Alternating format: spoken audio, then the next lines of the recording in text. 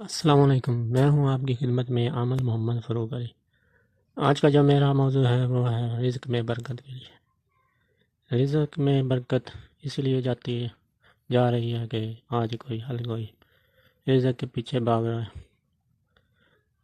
رزق میں برکت اس لیے ہے کہ جو نمازی ہیں، نماز پڑھتے ہیں، ان کے رزق میں برکت ہے، ورنہ جو آج کل کو ہے دیا کا دور پہ پڑا ہوا ہے، ہر کسی کو اپنی اپنی پڑی ہوئی ہے، کوئی نماز پڑھنے نہیں جا رہا، تو برکت کیسے ہو؟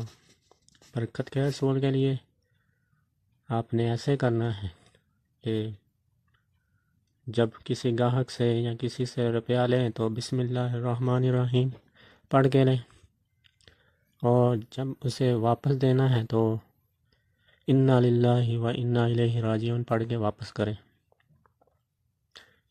اس پہ کچھ باقاعدگی کریں، انشاءاللہ